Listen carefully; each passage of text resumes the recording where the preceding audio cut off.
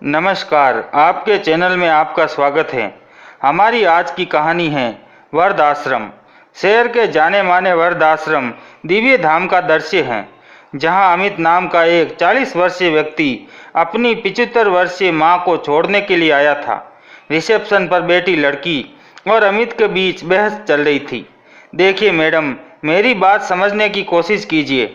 मेरे पास इतना समय नहीं है कि दोबारा अपनी मां को यहां पर लेकर आ सकूं, इसलिए आप इन्हें आज ही एडमिशन दे दीजिए। आप कहती हैं तो मैं अभी के अभी 1 लाख रुपए का चेक काट कर आपको दे देता हूं। बस आप मेरी माताजी को यहां रख लीजिए। अरे सर, मैं एक बार आपसे कह चुकी हूं ना कि किसी भी हालत में आपकी माताजी को आज एडमिशन नहीं दिया जा सकता। इस वृद्धाश्रम की संचालक फिलहाल शहर से बाहर गई हैं और कल शाम तक वापस लौट पाएगी, इसलिए आप अभी जाइए और कल अपनी माताजी को लेकर आइएगा। रिसेप्शन बेड पर बैठी लड़की ने कहा। अमित बड़ी मुश्किल से अपने गुस्से को काबू करते हुए बोला, अरे मैडम, मैं आपकी बात समझता हूँ, लेकिन मेरी भी मजबूरी है। हम लोग बहुत दूर से आए हैं। 3 दिन बाद मेरी अमेरिका की फ़्लाइट है। अभी मुझे सारी तैयारियां करनी हैं। प्लीज़ मेरी स्थिति को समझने की कोशिश कीजिए। अभी ये बातें चल रही थी कि इतने में अमित का मोबाइल बज उठा। उसके बॉस का फ़ोन था। हेलो जी सर, अमित ने कहा। तो दूसरी ओर से आवाज़ आई, मिस्टर अमित, आपने अभी तक मुझे डॉक्यूमेंट ईमेल नहीं किए हैं, जबकि आपने कहा था कि आज दोपहर तक सारे डॉक्यूमेंट ईमेल के जरिए भेज देंगे। जी जी सर, मैं अभी कर देता हूँ, अमित ने घबराते हुए कहा। तो उनके बॉस बोले, लेकिन मिस्टर अमित, आप अपने काम के प्रति इतने लापरवाह कैसे हो सकते हैं?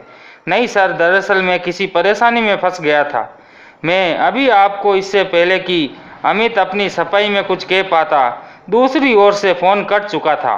चिंता और परेशानी में डूबा अमित अपना सिर पकड़कर कुर्सी पर बैठ गया। अपने बेटे को इस तरह तनावग्रस्त देखकर पास बैठी रुक्मणी जी भी व्याकुल हो उठी। अमित ने फिर से उस लड़की से कहा, मैडम, आप देख रही हैं कि मैं कितनी उलझनों में फंसा हुआ हूँ।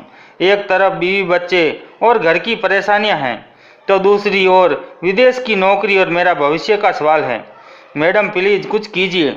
आप वृद्धाश्रम की मैनेजर को फ़ोन लगाइए, मैं उनसे बात करता हूँ। जी नहीं, ऐसा संभव नहीं है, मैडम का फ़ोन आउट ऑफ रेंज है। ऐसा कहते हुए उस लड़की ने आवाज़ दी, राजू यहाँ आना। तभी 25-26 वर्ष का एक युवक उसके सामने उपस्थित हुआ। जी कहिए मैडम। राजू, इन दोनों के लिए चाय पानी और रात को यहीं सोने का इंतज़ाम कर दो, बहुत दूर से आए हैं। ठीक है मैडम, अभी करवा देता हूँ, कहकर राजू वापस अंदर चला गया। ये सुनकर अमित हैरान रह गया। तभी मैडम बोली, देखिए मिस्टर अमित, यदि आप दोबारा नहीं आ सकते तो आप दोनों आज रात के लिए यहीं रुक जाइए। लेकिन मैडम, मुझे बहुत परेशानी हो जाएगी। अरे मैंने कहा ना कि आप रात को यहीं रुक सकते हैं। आप रूम नंबर 1 में चले जाइए। किसी भी चीज़ की ज़रूरत हो तो बता दीजिएगा। मैडम के कहने पर अमित बुझे मन से अपनी मां को लेकर कमरे में चला गया, जहां राजू ने ज़मीन पर बिस्तर लगाकर उनके लिए रात को रुकने का इंतज़ाम कर दिया था। साहब, मैं ही थोड़ी ही देर में चाय नाश्ता लेकर आता हूँ, तब तक आप हाथ मुँह धो लीजिए, पास में ही बाथरूम है। इतना कहकर राजू रसोई में चला गया। अमित वहीं लैपटॉप लेकर बैठ गया और जल्दी से ऑफिस का काम निपटाने लगा। वहीं रुक्मणी जी साथ में लाई अपनी बैग खोलकर बैठ गई और सिल्वर फॉइल में लिपटी हुई रोटियां निकालते हुए बोली, पता है बेटा, मैंने सुबह सुबह उठकर ही अपने और तेरे लिए आलू के पराठे बना दिए थे। तुझे पसंद है ना? अचार भी लाई हूँ। अपनी माँ की इस बात का अमित ने कोई जवाब नहीं दिया और वह अपने काम में ही व्यस्त था। फिर रुक्मणी जी बोली, अच्छा कोई बात नहीं, मैं ही तुझे अपने हाथों से रोटी खिला देती हूँ, ना जाने इसके बाद कभी ये सुख मिलेगा या नहीं। कहते कहते उनका स्वर गीला हो गया। जैसे ही रोटी का एक निवाला तोड़कर वह अमित को खिलाने लगी तो अमित गुस्से से झेंपते हुए बोला, क्या है माँ, आपको तो और कोई काम है ही नहीं। मुझे अभी बहुत सारा काम निपटाना है। आप ही खाइए ये आलू के पराठे, मुझे अभी भूख नहीं है। बेटे की ये बात सुनकर रुक्मणी जी थोड़ा सहम गई और चुपचाप वे पराठे वापस बैग में रख दिए। फिर बोली, ठीक है बेटा, तुम्हें जीवन में बहुत तरक्की मिले, बहुत बड़े आदमी बनो। मेरी भगवान से यही दुआ है। थोड़ी देर यूं ही बैठे बैठे रुक्मणी जी अपने अतीत में विचरण करने लगी। 22 वर्ष की रुक्मणी जब शादी करके अपने ससुराल आई थी, तभी से उन्हें जिम्मेदारियों के बोझ तले दबा दिया गया था। घर में कई सदस्य थे। एक ननद थी जो अपने पति को लेकर अपने मायके में ही जमी हुई थी। उनका पति सास का बेहद लाडला था। इसके अतिरिक्त उनके एक जेठ और जेठानी भी थे, परंतु जेठानी बड़े घर से आई थी और जेठ भी खूब अच्छा कमाता था, इसलिए जेठानी सास की दोष की बिल्कुल परवाह नहीं करती थी। ले देकर सास का रोब रुक्मणी पर ही चलता था। रुक्मणी का पति एक छोटी मोटी प्राइवेट नौकरी करता था, कुछ खास नहीं कमा पाता था। घर का खर्च ससुर और जेठ जी की कमाई से ही चलता था। इस सब के कारण रुक्मणी की हैसियत अपने ससुराल में एक नौकरानी से ज़्यादा नहीं थी, लेकिन इतना भी काफ़ी नहीं था। विवाह को कई साल बीत गए थे, परंतु रुक्मणी की गोद अभी तक खाली थी। मन की पीड़ा तब और बढ़ जाती जब ससुराल वाले भी उसे बोझ होने के ताने देते। आखिरकार विवाह के 12 वर्ष पश्चात भगवान ने उसकी प्रार्थना सुनी और उसे संतान सुख की प्राप्ति हुई। परंतु उसका बेटा अभी 1 महीने का ही हुआ था कि उसके पति की एक रोड एक्सीडेंट में मृत्यु हो गई। रुक्मणी अंदर से पूरी तरह टूट चुकी थी। अब उसके जेठ जेठानी भी परिवार से अलग हो गए। सास ससुर भी कुछ समय बाद स्वर्ग सिधार गए। ननद और ननद ने अलग घर बना लिया। रुक्मणी अपने बेटे के साथ बिल्कुल अकेली रह गई, लेकिन उसने हिम्मत नहीं हारी। बेटे के पालन पोषण के लिए उसने लोगों के घरों में काम करना शुरू किया, लेकिन सारा काम करते हुए भी वह अपने बेटे को कभी अकेला नहीं छोड़ती थी। इतनी मुश्किलें सहन करने के बावजूद रुक्मणी ने उसे पढ़ाया लिखाया और इतना काबिल बनाया कि उसे एक बहुत बड़ी मल्टीनेशनल कंपनी में नौकरी मिल गई। फिर उसकी मुलाकात नैन्सी नाम की लड़की से हुई। दोनों एक दूसरों की ओर आकर्षित होने लगे और जल्द ही दोनों ने शादी करने का फैसला कर लिया। नैन्सी मॉडर्न ख्यालात की लड़की थी। घर का काम करना उसे जरा भी पसंद नहीं था। जहां घर का सारा काम रुक्मणी को ही करना पड़ता था, वही दिन भर घूमना फिरना, सहेलियों के साथ शॉपिंग या फिर अपने मम्मी पापा के घर चले जाना, यही उसकी दिनचर्या थी। किसी दिन घर पर रहती तो सहेलियों का अड्डा वहीं जम जाता। ये सब रुक्मणी को बिल्कुल पसंद नहीं था, लेकिन कहती भी तो किससे। बहू को समझाने लगती तो 2 टूक जवाब सुनने को मिलता था और बेटा पत्नी का दीवाना था। खैर, जैसे तैसे जिंदगी की गाड़ी चल रही थी। समय यूं ही बीतने लगा। अमित और नैन्सी की शादी को अब 12 साल बीत चुके थे। रुक्मणी जी के 2 पोते थे, एक 10 साल का और दूसरा 8 साल का। उधर नैन्सी के मायके वाले अमेरिका में शिफ्ट हो गए। अब नैन्सी भी रट लगा रही थी कि उसे भी अमेरिका में जाकर बसना है और वहाँ ही हाईफाई लाइफ का मज़ा लेना है। संयोग से अमित की कंपनी ने उसे विदेश में नौकरी का ऑफर दिया। यहाँ से दुगुनी तनख्वाह के लालच में अमित ने भी इस ऑफर को स्वीकार कर लिया। उसकी पत्नी नैन्सी और दोनों बच्चों तो जैसे खुशी से फूले नहीं समा रहे थे। अमित अपनी माँ रुक्मणी जी को भी साथ लेकर जाना चाहता था, लेकिन उनका वीज़ा रिजेक्ट कर दिया गया। इस पर अमित परेशान हो गया कि अब क्या किया जाए। उधर उसकी पत्नी नैन्सी अमेरिका जाने की जिद पर अड़ी थी। उसने सुझाव दिया कि फिलहाल माँ जी को वृद्ध आश्रम में भेज देते हैं और 1 साल बाद दोबारा वीज़ा अप्लाई करके उन्हें अपने साथ अमेरिका ले जाएंगे। लेकिन अगर अगले साल भी वीज़ा ना लगा तो अमित ने कहा। तो उस पर नैन्सी बोली, अरे तो क्या हुआ, बल्कि मैं तो कहती हूँ कि उनके लिए वृद्ध आश्रम ही ठीक रहेगा। वह क्या करेगी हमारे साथ विदेश जाकर, और तुम्हें भी अपनी माँ के बारे में सोच कर परेशान होने की बजाय अपनी आने वाली ज़िंदगी पर ध्यान देना चाहिए। यह समय प्रैक्टिकल होकर सोचने का है। भावुकता में बहकर इतना अच्छा मौका मत छोड़ो। अमित को भी ये बात ठीक लगी और वह अपनी माँ को वृद्ध आश्रम भेजने के लिए तैयार हो गया। चाय बिस्कुट लाया हूँ माताजी। राजू की आवाज़ से रुक्मणी जी की निंद्रा भंग हुई और वह वर्तमान में आ गई। रुक्मणी जी चाय का कप उठाकर चाय पीने लगी तो अमित से बोली, अच्छा बेटा, कम से कम चाय तो पी लो। क्या माँ, एक तो मैं इतनी परेशानी में हूँ और आपको खाने पीने की सूझ रही है। आज काम पूरा करके ना दिया तो बॉस की डांट सुनने को मिलेगी और यहाँ इंटरनेट की रेंज पहुँच ही नहीं रही। पता नहीं ये वृद्धाश्रम वालों ने भी अपने ही नियम बना रखे हैं। हद है, इतना भी नहीं समझते कि कोई बुजुर्ग है या दूसरे शहर से आया है। इन लोगों को बुजुर्गों को सहारा देना चाहिए, लेकिन यहाँ तो ये एक तरफ वृद्धाश्रम की मैनेजर घूमने को निकली हुई हैं, तो दूसरी तरफ जो मैडम यहाँ बैठी हैं हमारी बात सुनने को तैयार ही नहीं हैं। जब अमित गुस्से में आकर ये सब बातें बोल रहा था, उस समय दरवाजे पर खड़ी हुई वही मैडम उसकी सारी बातें सुन रही थी। तभी अचानक उन्हें अपने सामने देखकर अमित अपनी बात पर पर्दा डालते हुए बोला, अरे वह मैं तो बस रहने दीजिए मिस्टर अमित, मैं जानती हूँ इस तरह के माहौल में कोई भी व्यक्ति चिड़चिड़ा हो जाता है। आप मेरे साथ चलिए, मुझे आपसे कुछ बात करनी है। ऐसा कहकर मैडम कमरे से बाहर निकल गई। अमित को लगा कि शायद मैडम ज़्यादा पैसों की डिमांड करेगी, इसलिए बाहर निकलते ही बोला, देखिए मैडम, अगर आप कहती है तो मैं 1 लाख की बजाय 2.5 लाख रुपए का चेक काट देता हूँ। तभी मैडम बोली, जी नहीं मिस्टर अमित, पैसों की कोई बात ही नहीं है। मुझे हैरानी तो इस बात की है कि बचपन में आपके पीछे आपकी माँ ने ना जाने कितने ही ज़रूरी काम टाले होंगे, कितनी रातें जागते हुए बिता दी होगी, और आप उनके लिए यहाँ 1 रात तक नहीं रुक सकते। यह सुनकर अमित की आंखें शर्मिंदगी से नीचे झुक गई। तो मैडम बोली, चलिए मैं आपकी ये समस्या भी हल कर देती हूँ। मैं आपकी माताजी को अभी के अभी एडमिशन दिलवा दूंगी। लेकिन क्या मैडम? लेकिन मिस्टर अमित, आपको मेरा एक छोटा सा काम करना होगा। मैडम की ये बात सुनकर अमित उन्हें प्रश्नवाचक निगाहों से देखने लगा। तो मैडम बोली, हाँ, वृद्धाश्रम में रामलाल नाम के एक बुजुर्ग व्यक्ति रहते हैं। आपको सिर्फ उनका पोता बनने का नाटक करना होगा। यह सुनकर अमित हैरान रह गया। फिर मैडम बोली, करीब 10 वर्ष पहले उनका बेटा उन्हें यहाँ छोड़कर ऑस्ट्रेलिया चला गया था, और अपनी पत्नी और बेटे को लेकर। तब से आज तक वह अपने पोते से मिलने को तरस रहे हैं। उन्हें उम्मीद है कि एक ना एक दिन वह उनसे मिलने जरूर आएगा। लेकिन मिस्टर अमित, आज उनकी तबीयत बहुत ज़्यादा खराब है। मुझे लगता है कि अब उनके पास ज़्यादा समय नहीं है। यही हो सके तो हमारे एक छोटा सा काम कर दो।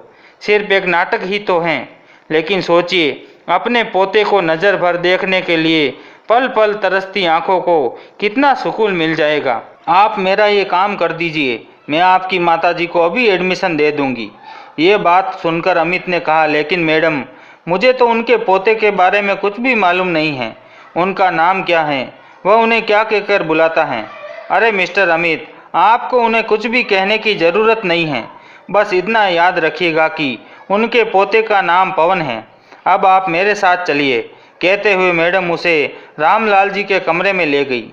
रामलाल जी के बिस्तर के पास रखी कुर्सी पर वही आश्रम में रहने वाले उनके एक बुजुर्ग दोस्त बैठे हुए थे। रामलाल, डॉक्टर ने कहा है कि दवाई समय पर लेने से तबीयत ठीक हो जाएगी, रामलाल जी के दोस्त ने कहा। तो कंपकपाती आवाज़ में रामलाल जी बोले, कितनी बार भगवान से प्रार्थना करता हूँ कि मुझे उठा ले, लेकिन मौत है जो बुलाने पर भी नहीं आती। ना जाने क्यों ईश्वर के कानों पर रुई तक नहीं रेंगती। रामलाल जी के दिल में छिपा दर्द उनके शब्दों के जरिए बाहर आने लगा। अच्छा रामलाल, मैं थोड़ी देर में आता हूँ, कहकर उनके मित्र वहाँ से उठकर चले गए। दरवाजे पर खड़ा अमित रामलाल जी की सारी बातें सुन रहा था। तभी मैडम अमित को लेकर अंदर आई। अमित ने देखा कि पलंग पर एक बुजुर्ग कंकाल रूप में पड़े हुए थे। गाल अंदर गहराई में धसे हुए थे। बेजान आंखें जैसे चीख चीख कर उनके दुख और पीड़ा की कहानी कह रही थी, परंतु उनकी आती जाती सांस उनके जीवन जीने का प्रमाण दे रही थी। उनके पास जाकर मैडम बोली, बाबा देखिए तो कौन आया है आपसे मिलने। तभी रामलाल जी ने अपनी आंखों को धीरे से खोला और बोले, कौन है बेटी? तो मैडम ने कहा, देखिए बाबा, आपका पोता पवन आया है। क्या मेरा पवन आ गया? कहते हुए बाबा की आंखों में एक चमक आ गई। हाँ बाबा, आपका पोता ऑस्ट्रेलिया से खास आपसे मिलने के लिए आया है। मेरा पोता आ गया मुझसे मिलने। इतने दिन तुझे मेरी याद नहीं आई, कितना बड़ा हो गया है रे तू। उसकी ओर नज़र डालते ही रामलाल जी के बूढ़े शरीर में जैसे जान वापस आ गई थी।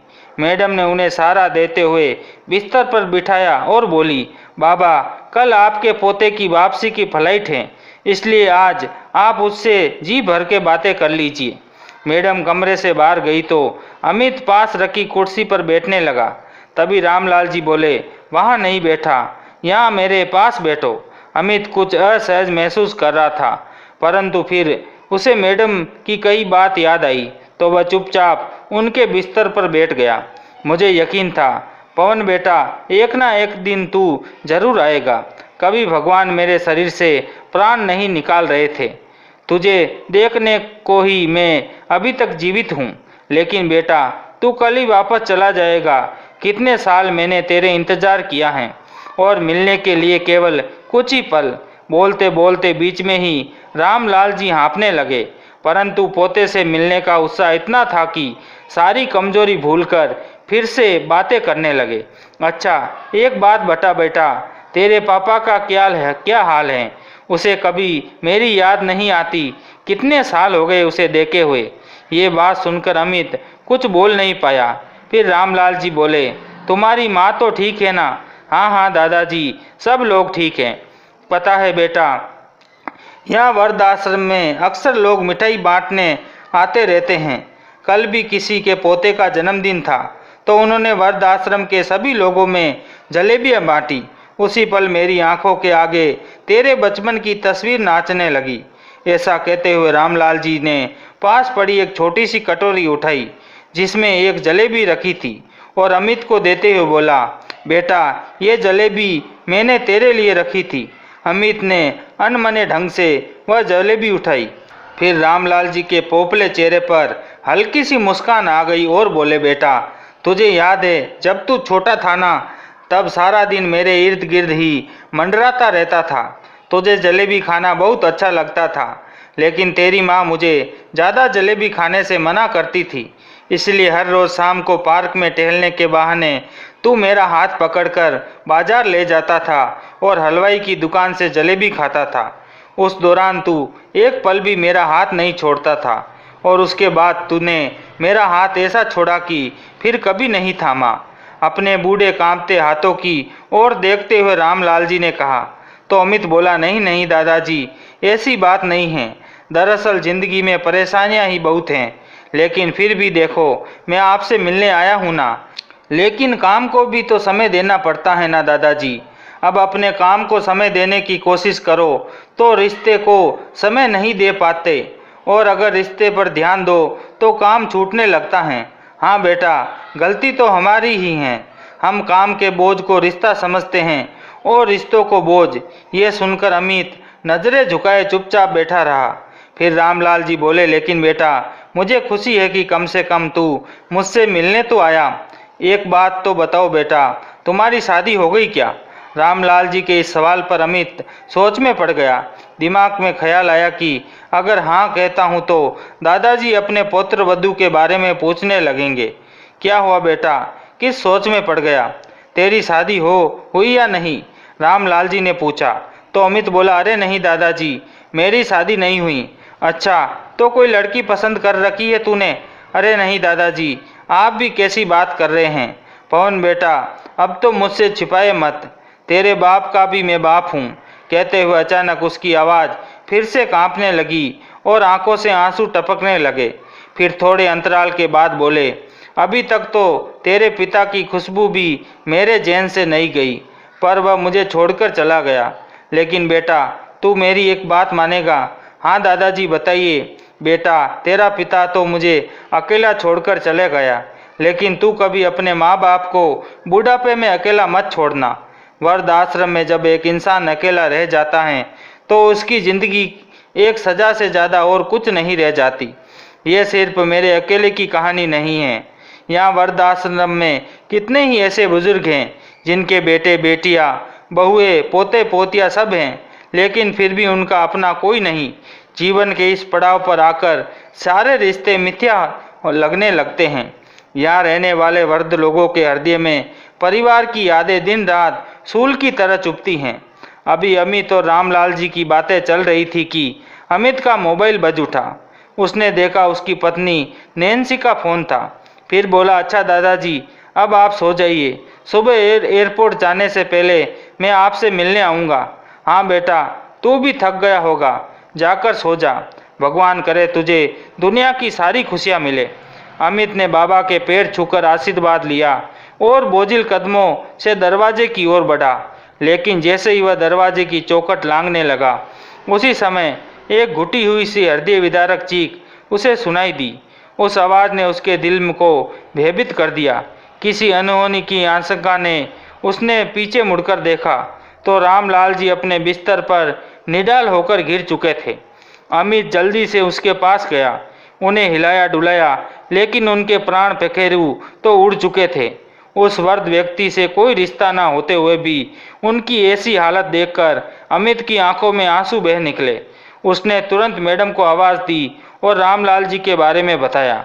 काफ़ी देर अमित उदास होकर बाहर ही बैठा रहा। तभी दोबारा से उसका फ़ोन बजा।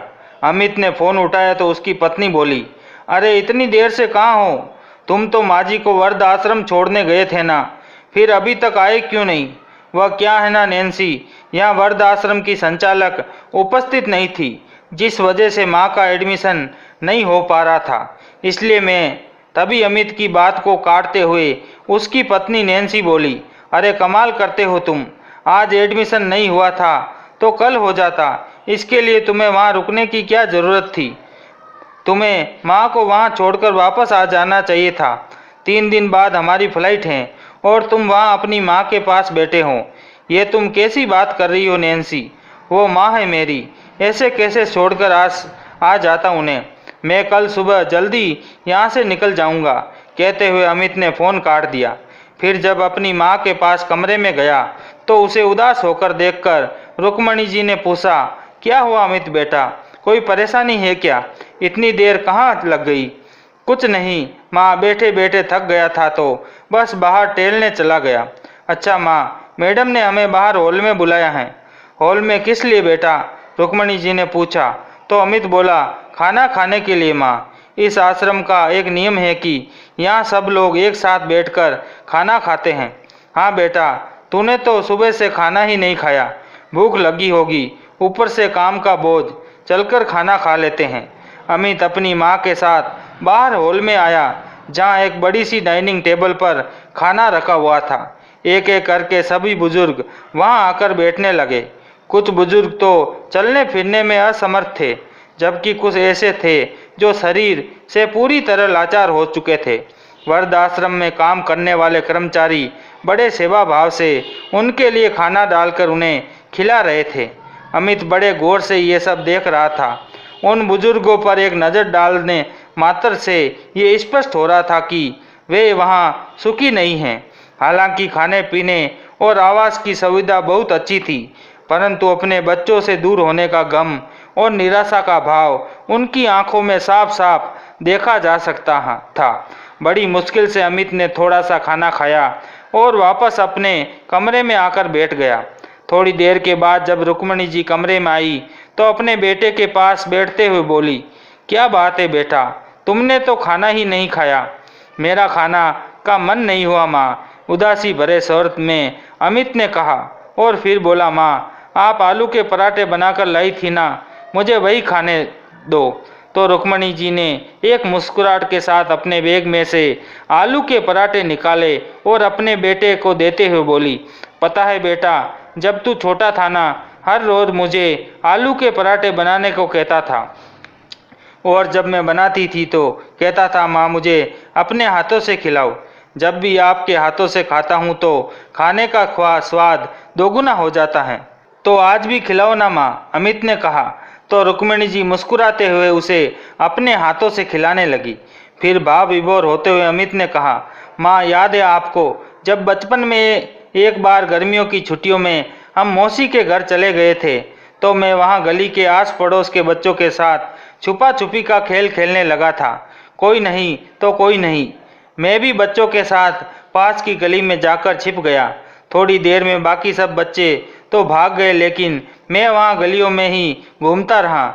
मौसी का घर कहाँ है मुझे पता ही नहीं चला। वह घटना याद करके रुक्मिणी जी बोली, हाँ बेटा, कहाँ कहाँ नहीं ढूंढा था तुझे मैंने। दोपहर से शाम हो गई और शाम से रात, लेकिन तू कहीं नहीं मिला। जिस बेटे को 2 पल भी अपनी नज़रों से ओझल होने नहीं देती थी, वह बेटा कई घंटों से गायब था। मैं पगलों की तरह तुझे यहाँ वहाँ ढूंढती जा रही थी। गलियों में भटकते भटकते आखिरकार अंधेरे में तू सामने से आता हुआ दिखा। तब जाकर मेरी जान में जान आई थी।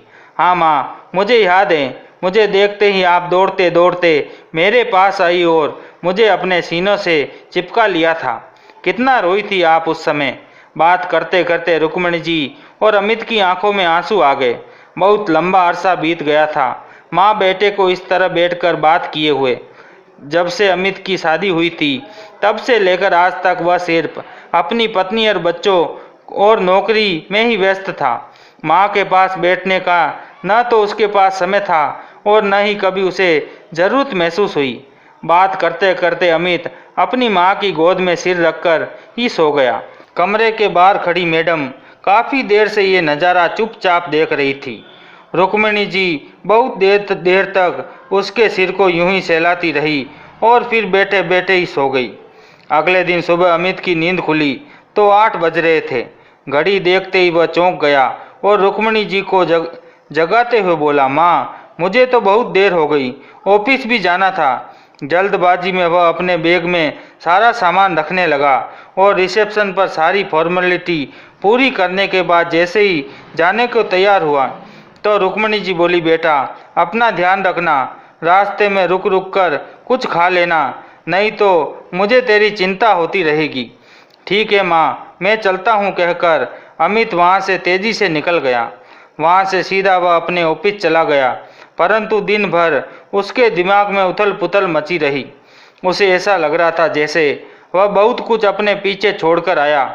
न चाहते हुए भी बार बार वृद्धाश्रम में रहने वाले बुजुर्ग लोगों के बेबस, लाचार और निराश चेहरे उसकी आंखों में सामने आ रहे थे। रात को अमित जब घर पहुंचा तो गुमसुम सा था। तो नैन्सी बोली, छोड़ आए माँ को वृद्धाश्रम? इस पर अमित ने कहा, हाँ। मैं सिर हिला दिया। तो नैन्सी बोली, वैसे तो अच्छा ही हुआ, आखिर कब तक हम उनका बोझ उठाते। अच्छा, तुम हाथ मुंह धो लो, खाना तैयार है। पत्नी की बातें सुनकर अमित हैरत में पड़ गया। अब तक तो उसका दिमाग उलझनों से घिरा हुआ था, लेकिन अब शायद उसके दिमाग में स्पष्ट हो चुका था कि उसका अगला कदम क्या होगा। अरे क्या हुआ, अभी तक फ्रेश होकर नहीं आए? तुम खाना ठंडा हो जाएगा, उसकी पत्नी ने कहा। तो अमित बोला, मुझे भूख नहीं है, और उठकर अपने कमरे में चला गया। रात को सब लोग सो चुके थे, लेकिन अमित की आंखों में नींद गायब थी। वह रात उसने बड़ी मुश्किल से काटी। अगले दिन सुबह सुबह अमित बिना किसी को बताए अपनी गाड़ी को लेकर घर से निकल गया और ठीक 2 घंटे के बाद उसी वृद्धाश्रम के सामने खड़ा था जहां एक दिन पहले वह अपनी मां को छोड़कर आया था। जैसे ही अंदर की ओर गया तो सामने ही मैडम खड़ी थी जो बड़े इत्मीनान से उसकी ओर देख रही थी। कुछ बुजुर्ग लोग आंगन में टहल रहे थे। अंदर आकर अमित वहां देखने लगा। मैडम, मेरी माताजी कहाँ हैं? प्लीज़ उन्हें बुला दीजिए। तो मैडम बोली, देखिए मिस्टर अमित, अभी तो आपकी रुक्मिणी जी से बात नहीं हो सकती। क्यों मैडम, ऐसा क्यों हो गया? क्या हो गया? अच्छा, माँ अभी तक सोई होगी। कोई बात नहीं, मैं यहीं बैठता हूँ, जब जाग जाएगी तब उनसे मिल लूँगा। तभी मैडम ने कहा, नहीं मिस्टर अमित, वो सोई नहीं है, बल्कि वृद्धाश्रम की कुछ अन्य बुजुर्ग महिलाओं के साथ पास में ही बने मंदिर में पूजा करने के लिए गई। दरअसल उन्होंने निर्जला उपवास रखा है आपके लिए। आप अपनी सेहत और जीवन की परवाह किए बिना उन्होंने इस उम्र में भी जीतिया का कठिन व्रत धारण किया है। इस समय वह पूजा में व्यस्त हैं और आपकी लंबी उम्र और तरक्की के लिए भगवान से प्रार्थना कर रही हैं। मैडम की एक बात सुनते ही अमित की आंखों से अश्रु धारा बह निकली। तभी उसे सामने से रुक्मिणी जी के हाथों में पूजा की थाली लिए आते हुए दिखाई दी। उन्हें देखते ही अमित माँ माँ कहते हुए उनकी ओर दौड़ा। आंसू से भीगा उसका चेहरा देखकर रुक्मिणी जी को वही घटना याद आ गई जब उनका 8 साल का छोटा सा अमित राह भटक गया था और माँ को देखते ही माँ माँ चिल्लाते हुए उनकी ओर दौड़ता आया था। माँ, मुझे माफ़ कर दो, मुझसे बहुत बड़ी गलती हो गई। आपने मेरे लिए क्या क्या नहीं किया।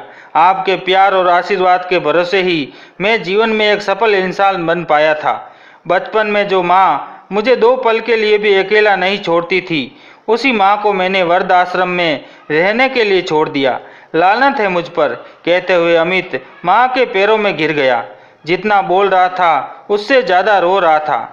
रुक्मणी जी ने उसके आंसू साफ करते हुए उसे उठाया। तब अमित बोला, चलो माँ, अब घर चलते हैं। तभी मैडम बोली, लेकिन मिस्टर अमित, आप ऐसे नहीं जा सकते। इन्हें वृद्धाश्रम से ले जाने के लिए आपको मैनेजर ऑफिस में जाकर सारी फॉर्मेलिटी पूरी करनी होगी। ठीक है मैडम, आप मुझे मैनेजर से मिलवा दीजिए। आइए, कहते हुए मैडम उन्हें मैनेजर के ऑफिस में ले गई। ड्रॉअर में से एक पेपर निकालते हुए उन्होंने अमित को साइन करने के लिए दिया और सामने रखी कुर्सी पर बैठ गई। ये देखकर अमित हैरत में पड़ गया और बोला, यहाँ की मैनेजर अभी तक नहीं आई क्या? तो मैडम बोली, मिस्टर अमित, इस वृद्धाश्रम की मैनेजर मैं ही हूँ। लेकिन मैडम, 2 दिन पहले तो आपने कहा था कि मैनेजर छुट्टी पर गई है। मुस्कुराते हुए मैडम बोली, वह सब झूठ था, और वह झूठ मैंने इसलिए बोला था ताकि आप एक रात यहाँ रुके और देखें कि उम्र के इस पड़ाव में परिवार से अलग होकर एक इंसान की हालत क्या हो जाती है। यहाँ आने वाले सब लोगों को मैं एक मौका देती हूँ, और वे लोग खुशनसीब होते हैं जो इस मौके को संभाल लेते हैं। रिश्तों की अपनी अहमियत होती है मिस्टर अमित। माँ बाप अपने बच्चों को जन्म से पहले ही उनका करियर बनाने के लिए पैसे जमा करने लगते हैं, लेकिन बदले में ये उम्मीद नहीं करते कि उनके बच्चे बड़े होकर उनके बुढ़ापे के लिए जमा करें, क्योंकि उस समय उन्हें पैसों की ज़रूरत नहीं होती। उन्हें ज़रूरत होती है अपने बच्चों के थोड़े से प्यार और उनके साथ की।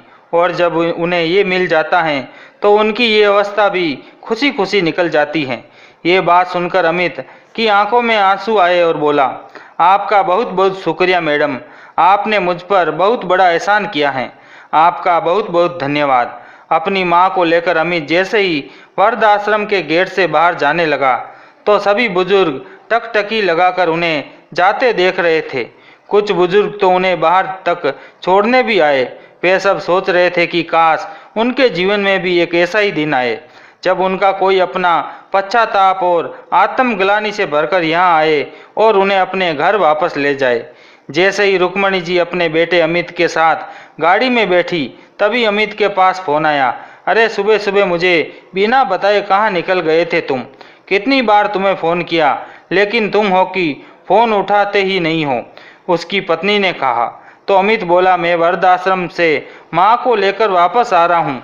क्या ये क्या कह रहे हो तुम माँ को वापस लेकर आ रहे हो?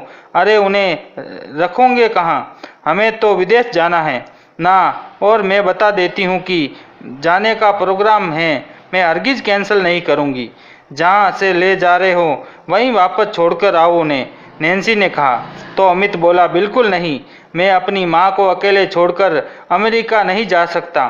तुम्हें जाना है तो जा सकती हो, मैं तुम्हें छोड़ने को तैयार हूँ, लेकिन अपनी माँ को नहीं।